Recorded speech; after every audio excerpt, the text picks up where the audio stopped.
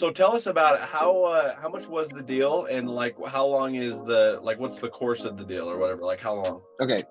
So it took me about 7 or 8 cities to land the deal. It was 2 waves. First wave was like just kind of a first test wave. Didn't know what I was doing. I was just following the course. And then I went into cities that didn't have enough volume, and yeah, I wasn't getting any clicks. So I just kind of went back to the drawing board, rewatched some of the videos, and I launched in 5 cities. One of them started picking up. I was getting like quite a good amount of leads. So yeah, I just started calling business owners just like in the course and told me to do, right? And eventually, yeah, I landed on one that sounded good. He just sounded like he was competent and talkative, and he wanted the jobs. And then I was wondering, okay, when do I like schedule that, closing call and stuff? And just like in the videos Nick was saying, you'll know, like you do know. He's like, at one point he was asking me questions like, okay, so what's going on? Like, how's this gonna work? I'm like, oh, okay. I'll send you a video and I'll explain everything, and then I'll schedule a call. And he's like, okay, sounds good. So we were supposed to have a call on Thursday 2 weeks ago, and he had to reschedule because he was on a concrete job, and I was getting all antsy. I was like, okay.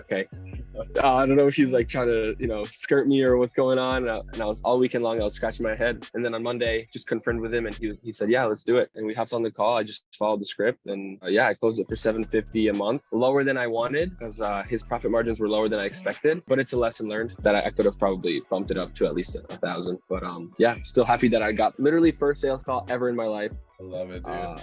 And yeah, snagged it up. That's so sick. So what would you say, what was the hardest part for you? I know like sometimes it goes a lot smoother than you think, but like for you, what was like your, maybe I'm nervous to call, maybe I am just afraid to spend money on ads. Like what was like the hardest mental roadblock for you? For me, it's not the calling. Well, it's like the starting to do the calls, right? Like the starting to do the research. It's just that initial spark to do things. That's the hard part. But once I get 2 or 3 calls in me, I'm like, okay, I'm on a roll. I can just keep calling people over and over and over. I would say it's probably the middle part of the whole process, like the research and the prospecting. That part's kind of grueling to me. So which cities I'm going to go into and then launching those. And then a little bit of analysis paralysis because I went overboard and I researched basically the whole United States.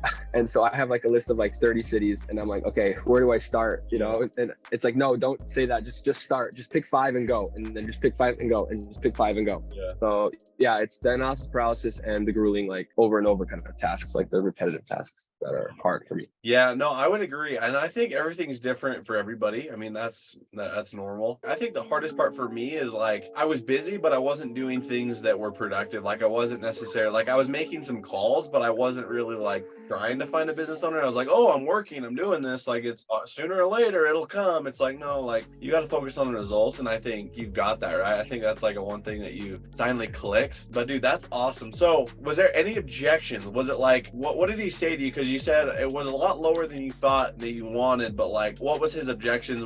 Did you have to go back and forth on price? Like what do you have to do? Yeah, so his biggest objection was the contract. He wasn't opposed to contracts in general, but he was opposed to a 6-month contract that locks him in. So we just negotiated. I watched a bunch of calls from the group and got some ideas from people. So I shot with the price based on the calculator, and it was even lower actually than what I closed it on. And then he said 6 months is too long, and I don't want to be locked in. I don't even know, like, yeah, he sent me leads, but like they're okay. They weren't like huge leads. I was like, sure, okay. How about 3 months? But if we shorten the contract, I need to raise the price because I have to balance the scales. That was what I said. He's like, okay, that's fair. What's the new price? So I just popped the price up the top of my dome. I was like, shit, I didn't expect that. So and then he was like, okay, sure, 3 months is all right. And then he was still back and forth. He's like, I just don't want to be locked in. I want to have a guarantee. So I gave him a 6-week cancellation period with a 2-week notice. And I told him, I'm happy to give you a trial, but I need to know 2 weeks in advance so that I can find someone new. He was okay with that. That was honestly the only objection I got from him. I know, like I've had leads where I passed over and they're bad, but I feel like if you tell them, say, hey, I know this isn't a big lead. I don't even care. Like just quote them. I just want you to know, like, this is like kind of how it works. And then flip the table a little bit and say, the reason I'm sending you this, like, is 1, yeah, I hope you close it, but 2, I want to know how you are on the phone, and like kind of make it seem like you're the one that's going to be picking, because I feel like too often, rather than not, we put ourselves in a position of like, hey, pick me, like, you know what I'm saying? Like you got yeah, absolutely. people, that's one thing that I've learned is like it's all about how you go about setting Frame like, the situation kind of. yeah, but make the situation in your favor. You know what I'm saying? Yeah, I was But- definitely trying to do that as well when I was talking to him, you know, at the different touch points we had. I was reiterating that I'm also looking for the right fit, right? I'm not just chasing you, but I need to see that you're hungry and to see that you're good at what you do, because I don't want to work with you for, you know, for 3 months and then be over with it.